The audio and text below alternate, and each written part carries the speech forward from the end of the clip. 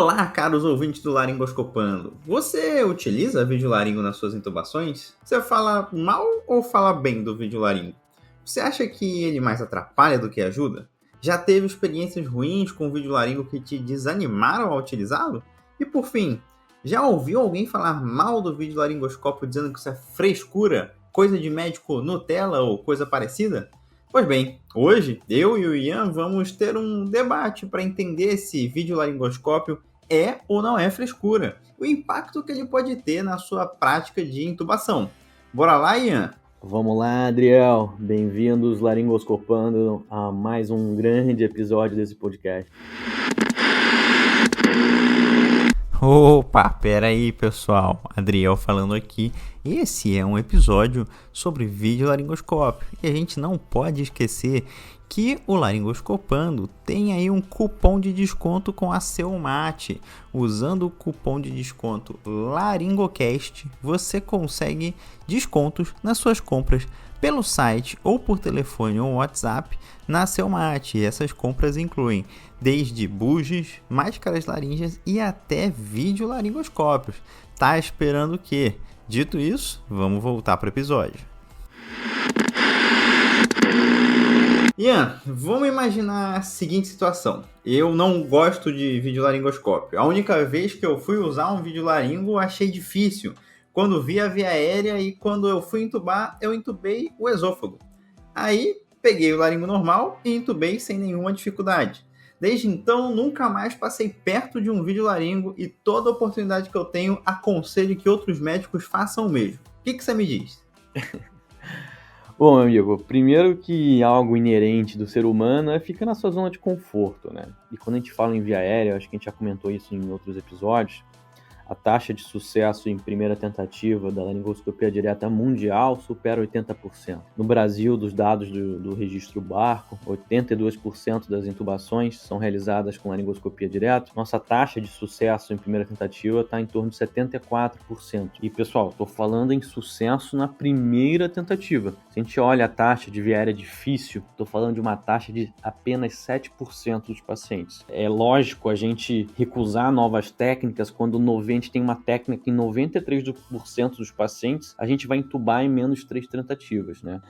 E a videolaringoscopia, tá no mercado desde 2001 e vem sendo adaptado e evoluindo como se fosse um Pokémon desde então para ser mais prático no nosso dia a dia e tentar captar essas pessoas que têm esse receio de usar a videolaringoscopia por achar que tem algo muito diferente, um bicho de 7 cabeças, né? E apesar das evoluções, a pedra angular ainda da videolaringoscopia é a criação de uma linha indireta da abertura glótica com o operador. A videolaringoscopia ele é muito similar em vários aspectos, mas diferenças pontuais, principalmente durante a passagem do tubo, né, que os americanos falam de tube delivery, pode tornar essa experiência meio traumática, até mesmo mais traumático do que ser vascaíno, Adriel.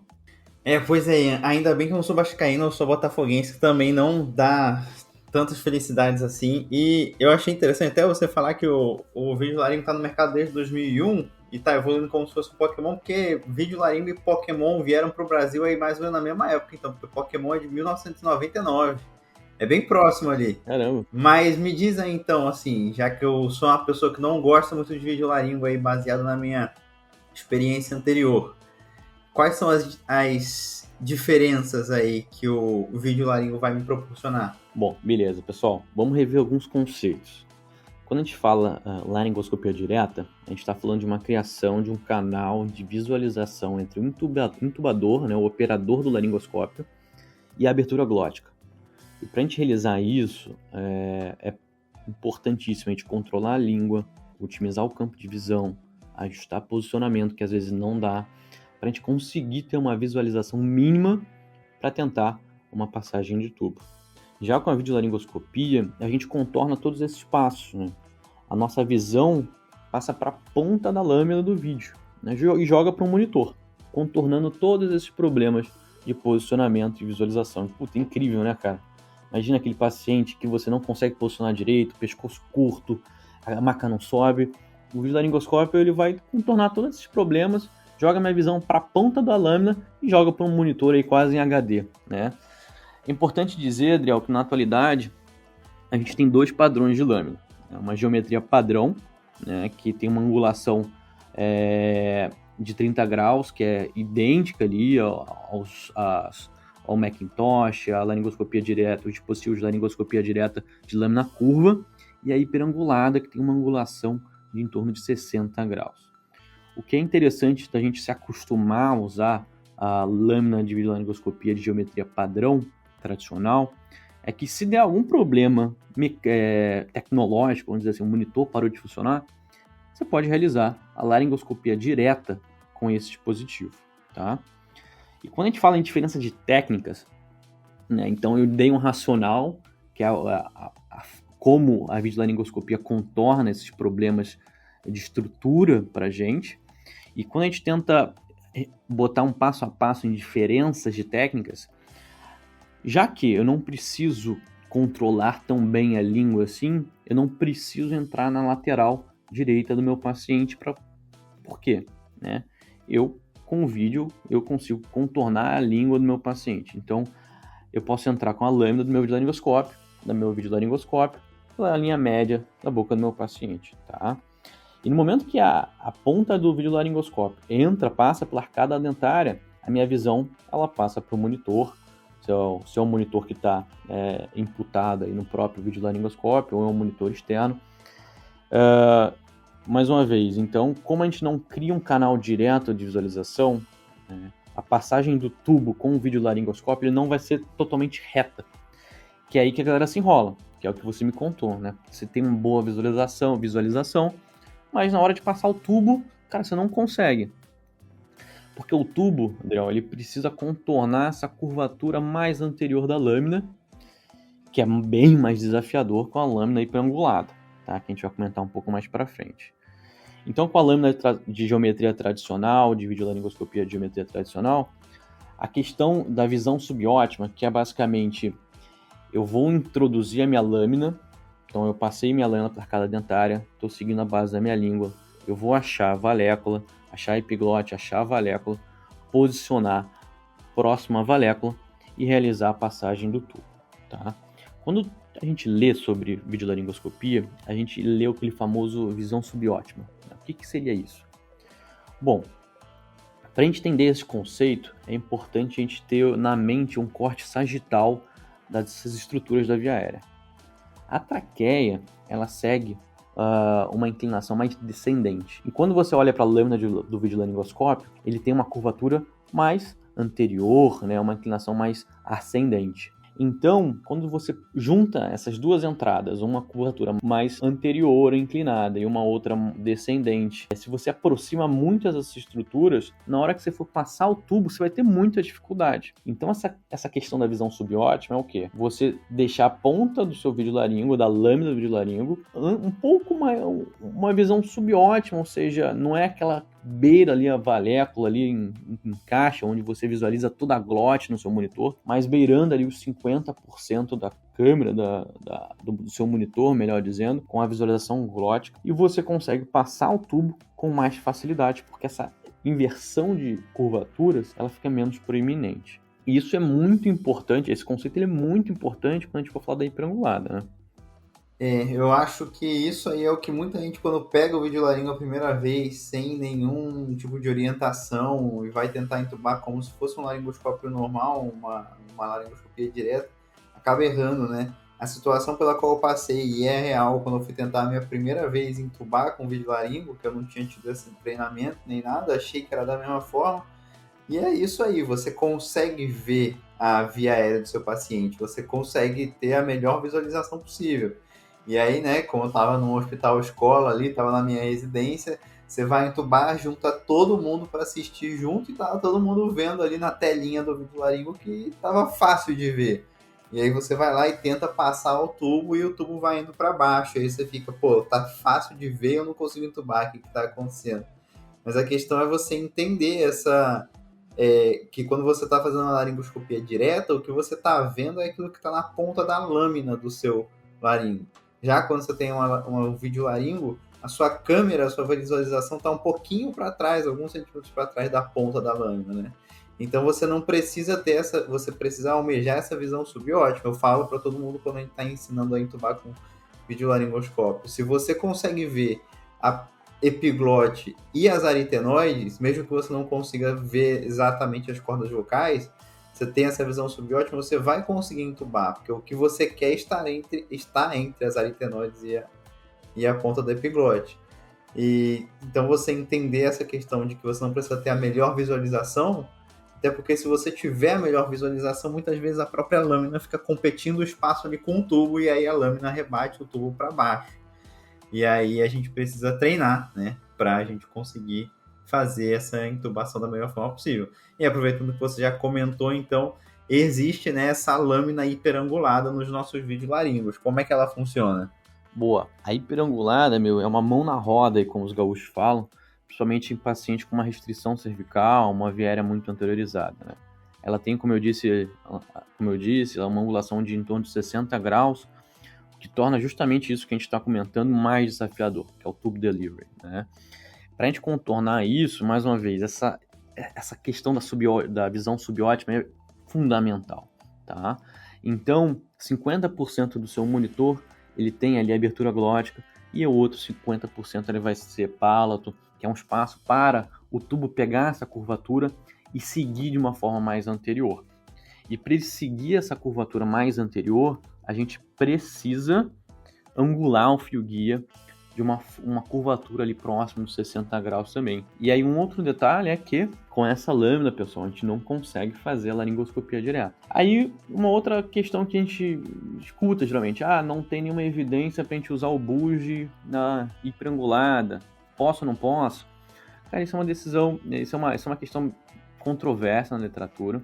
A gente está caminhando para que a gente tenha um consenso que olhe e fale que, olha, é possível, desde que você molde o bougie. Se você tem um bougie frova, um bougie que você consegue moldar, ele consegue ter uma curvatura mais curva, uma angulação mais 60, 70 graus, você pode usar sem problema nenhum. O problema é quando você não tem aquele bougie que você não consegue moldar, ou que ele já vem todo reutilizado, você não consegue ter angular ele de uma forma adequada, e aí eu recomendo a gente ficar no estilete mesmo, tá? Então, resumindo, hiperangulada, quando eu penso de cara numa hiperangulada, primeiro, eu tenho que ter uma expertise com essa lâmina, porque tem algumas particularidades de movimento de mão ali, porque o tubo tem que ir mais anterior, então a galera se enrola às vezes nisso. Cuidado com a visualização, que realmente ela tem que ser subótima mesmo, e o paciente ideal, que seria o paciente com uma restrição cervical, um trauma raquimedular, uma grávida com uma viária bem anteriorizada, a hiperangulada, ela pode me ajudar e me ajudar bastante. Beleza, Ian. Eu vou só traduzir aqui o que o Ian falou. Estilete é fio guia, tá? É que ele passa muito tempo nos Estados Unidos, eles falam stylet e aí acaba se esquecendo disso. Mas tudo bem. Então, vamos lá. Você sabe que recentemente eu passei no concurso, né? Tô trabalhando no hospital escola. E nesse hospital que eu trabalho não tem videolaringo. E eu já pedi para ser adquirido, mas vou te falar que toda intubação que eu vou fazer com residente, eu fico pensando como que o videolaringo facilitaria a minha vida. Eu, particularmente, acho muito mais complexo ensinar a intubar com a laringoscopia direta do que com o videolaringo. Porque, na laringoscopia direta, você tem que confiar que o residente ou o aluno ali tá vendo a via aérea, né? Você fica naquela assim, o cara tá lá com o laringo na boca do teu paciente, e aí você pergunta, você está vendo a via aérea? E ele fala, tô. E aí você não sabe o que ele tá vendo. Às vezes tá vendo o esôfago e acha que tá vendo a via aérea, né? Com o videolaringo, todo mundo consegue ver ao mesmo tempo a via aérea, né? E aí o ensino fica mais fácil. Então eu fico pensando, é coisa minha achar isso ou tem evidência por trás, assim, do ensino melhorado com o videolaringo? Adriel, com certeza. Eu acho que todo mundo que trabalha com residente, aluno, sabe como facilita ter o que o aluno está vendo, né, durante a laringoscopia. Durante a minha residência já tive muito preceptor que estava no meu sovaco, tentando ver o que eu estava vendo, e a mesma coisa vice-versa, quando você vira assistente, preceptor, você tenta ajudar, e aí acaba que perde a visualização. Então, com a videolaringoscopia, isso está ficando para trás, no passado mesmo. Vou contar para vocês uma experiência que eu tive em Hennepin. Hennepin, para quem não sabe, é o centro que mais publica sobre via aérea no mundo, fica em Minneapolis, lugar onde o Brian Driver, o Matthew Pracker trabalha, então a galera que está por trás do Bush Trial, Beam Trial, Device Trial. E eu fiz exatamente essa mesma pergunta para o Brian, como eles ensinam laringoscopia direta no mundo, numa era da videolaringoscopia direta. E o que eu achei interessante é que lá eles têm o CIMAC. O CIMAC é um videolaringoscópio de lâmina de titânio, que o monitor ele fica numa estação, né? Então ele não é acoplado na lâmina. Então, as primeiras 20 intubações dos R1s são laringoscopia direta, onde eles estão realizando com esse dispositivo, com o CIMAC, mas eles não estão olhando o monitor está virado para o médico assistente. Então eles estão realizando a laringoscopia direta, o chefe, né, o assistente está vendo o que o aprendiz está vendo, ele passa o tubo, então o assistente ele já tem um feedback direto, olha, tá lá ou não tá. Então se ele estiver indo para o lado errado, ele já dá o feedback, errado, esôfago, volta. Se tiver tempo para mais de uma tentativa, por conta de saturação ou não, a gente tenta outra vez, mas se não, só vira a câmera e a gente faz uma videolaringoscopia. Tá? Então, no melhor centro um centro que mais publica sobre viária do mundo, eles ainda ensinam laringoscopia direta, mas com a tecnologia a seu favor. Eu acho que a gente tem que colocar mesmo a tecnologia a nosso favor aí para esse ensino, né? Porque fica muito difícil você basicamente ensinar as cegas, né? A gente vê isso muito na nossa prática de instrutor de curso de via aérea mesmo, né? Como que a gente tem alunos que têm um preconceito, assim como eu tinha com o videolaringo, que acham que vai ser mais difícil, talvez por terem tido alguma experiência mais difícil antes. E quando você ensina o passo a passo, você consegue mostrar e o aluno vê o que você está mostrando. Então é muito mais fácil, né? Por isso que eu sinto muita falta de trazer isso até para pacientes reais ali na emergência, né? Existem estudos, né? Tem já algumas evidências que trazem. Existe até um estudo brasileiro que foi publicado aí no Jornal Brasileiro de Anestesiologia.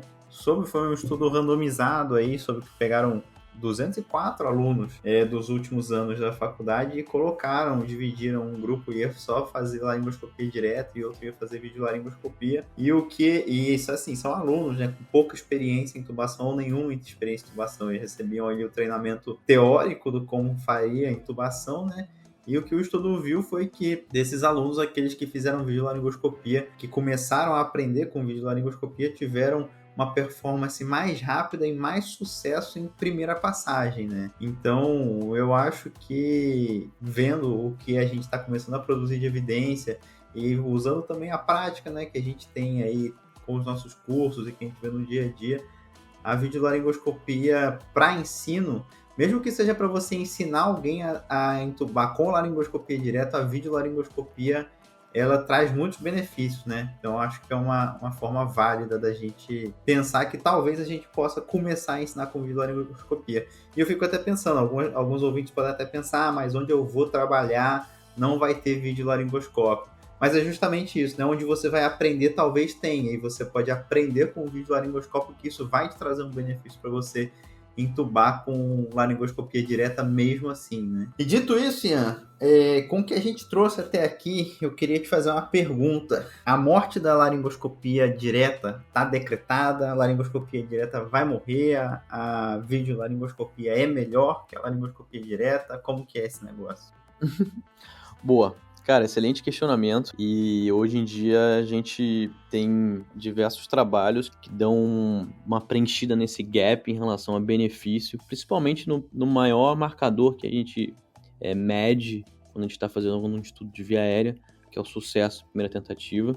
O Device Trial, publicado no New England, mostrou que o sucesso em primeira tentativa com o dispositivo com vídeo bateu 85% numa amostra em terapia intensiva e emergência. Quando ele olhou para o uso do laringoscópio direto nesse mesmo ambiente, o sucesso em primeira tentativa bateu 70%. Mas algo mais interessante ainda nesse estudo, que vai responder a sua pergunta sobre a gente tem que jogar pá de calcário aí em cima do laringoscópio direto, foram as análises de subgrupo. Então olha que interessante, tivemos 2 subgrupos na análise do device que não obtiveram a diferença estatística, né, significância estatística entre o benefício do dispositivo com vídeo ou laringo direto. São eles, né? 1. Os intubadores muito experientes, com mais de 100 intubações orotraqueal. Isso mostra que a laringoscopia direta em mãos experientes ela é muito, muito benéfica, tá? Então, quando eles olharam para esse perfil de profissional, de operador, de intubador, eles não encontraram diferença entre o dispositivo com vídeo e a laringoscopia direta. Em segundo, intubadores pouco experientes com o dispositivo de vídeo, né, que foi o que você me relatou no início. Uma pessoa que nunca usou, ou que no caso desse subgrupo, eles consideraram menos de 25% das intubações com o dispositivo com vídeo, eles perceberam que as pessoas tinham dificuldade e a taxa de sucesso foi menor quando comparado com a laringoscopia direta. Tá? Então a gente não teve diferença estatística em benefício nesses dois subgrupos. E eu acho legal você trazer essa informação de análise de subgrupo, né? Porque o que são, a gente parar para pensar na nossa realidade brasileira, né? O que são os intubadores muito experientes, né? Provavelmente são, dependendo para onde você está olhando, se é uma sala de emergência, se é um centro cirúrgico, né? São intubadores que ou tem muita experiência com videolaringo ou tem zero experiência com videolaringo, né? Então você pode ter um cenário que você tem um intubador muito experiente que ele é inexperiente com videolaringo, ou, né, e aí como é que seria o resultado desse médico, e aí também pensar, né, como é que vai ser como é que serão esses intubadores daqui a 10, 20 anos, né, ou será que a videolaringoscopia já vai ser o padrão, né, e aí isso me faz pensar, né, num cenário onde a gente ainda tem muitos médicos que nem têm contato com o videolaringoscópio, que só ouviram falar e nunca tiveram a chance de pegar em um, eu me pergunto, né, laringoscopia direta tem benefícios quando comparado com o videolaringo? Boa, né? Isso ainda está inscrito em livro-texto, artigos, do potencial benefício da laringoscopia direta, e por isso que é uma técnica que o médico emergencista, quem lida com via aérea, precisa saber, né? Bom, quais são os potenciais benefícios? Primeiro, né, falha técnica, né? É um dispositivo que ele pode pifar, pode acabar a bateria, você pode ver ali, acabou a bateria, a pilha, enfim, algo nesse sentido que o monitor pode falhar e você vai precisar realizar uma laringoscopia direta, tá? Obstrução da câmera por fluido, né? Isso a gente até chegou a discutir isso no último episódio, né? Primeiro que isso está descrito na literatura, que talvez ali você não tenha uma técnica adequada, com a laringoscopia com o vídeo, você pode sujar a câmera e você embaçar e você não tem uma boa visualização da abertura glótica. Só que dados apontam que isso acontece ali em 1% dos casos. Tá? A gente vai lembrar também de ter sempre um aspirador do nosso lado. Lembra do mantra stay high, stay dry, né? Então você não vai introduzir toda a lâmina ali em direção ao esôfago, né? Você vai entrar incrementalmente a lâmina para você evitar isso. E algo que fala contra também esse grande dogma da sujeira na câmera é que um estudo retrospectivo do NIA mostrou que em vieiras contaminadas, né, a intubação com videolaringoscópio foi superior em sucesso em primeira tentativa quando comparada com a laringoscopia direta, tá? Então, a gente tem esses benefícios que tornam a laringoscopia ainda uma técnica essencialmente a ser ensinada para os nossos residentes e, enfim, médicos que porventura precisam intubar um paciente, mas ela não é a técnica padrão ouro. Concorda, meu? Concordo. E aí eu queria trazer para uma discussão assim mais abrangente, né? Porque uma coisa que eu aprendi com a medicina de emergência é que quando a gente vai intubar um paciente, a gente precisa ter nossos planos A, B, C. Se a gente não consegue intubar de primeira, na próxima tentativa, algo tem que ser mudado, né? E uma das coisas que sugerem ser mudadas, por exemplo, é se a primeira tentativa foi com laringoscopia direta, mudar para uma videolaringoscopia. Isso sempre me deixou pensativo, porque por que eu não vou com a videolaringoscopia de primeira, né? É uma questão cultural eu ficar usando laringoscópio direto quando eu tenho videolaringo? Quando eu vejo esses planos de primeiro tentar com laringoscopia direto depois com videolaringo, eu fico pensando, é como se o videolaringo fosse para situações difíceis. Mas é o que você falou nos últimos 2 episódios, né? Emergência é um open bar de via aérea difícil. E aí eu fico com esse questionamento se o fato até se o plano B é usar o videolaringoscópio, o plano A usar a laringoscopia direta, eu diminuo meu treinamento, minha expertise com a videolaringoscopia, né? Então eu fico me questionando se isso não é questão cultural, né? Se o tempo não vai mudar e a videolaringoscopia vai sempre ser a minha primeira opção. Eu mesmo, o meu plano A sempre é usar o buja, eu não uso fio guia em nada, isso é uma coisa cultural minha, por exemplo, né? Então eu penso que isso não vai mudar também. Cara, vou dizer que essa discussão é bem abrangente, né, pra gente, que a gente não consegue encerrar ela nesse podcast, porque bate justamente nisso, né? A gente tem uma técnica que está em ascensão, mostrando seu benefício, é a técnica padrão ouro, que é o vídeo. E esse vídeo, ele precisa de horas de uso para você ganhar expertise, mas ao mesmo tempo você não tem ele tão disponível assim no nosso país, né? Dados do barco mostram que 80% das intubações, a primeira tentativa é com laringoscopia direta, que às vezes pode ser justamente por isso que você falou, né? As pessoas querem fazer laringoscopia direta porque elas se sentem mais confortáveis, enfim, não somente porque não tem disponível. Enfim, dito isso, eu acho que cabe a nós, formadores de opinião, médicos, assistentes, pessoas que estão nos centros universitários, entender que, olha, é importante eu ensinar a laringoscopia direta. É inadmissível um residente de emergência terminar os 3 anos, se ter feito apenas 10 laringoscopia direta, tá? Porque é uma técnica que ele vai ter que ganhar expertise. É uma técnica que ela é sempre o backup.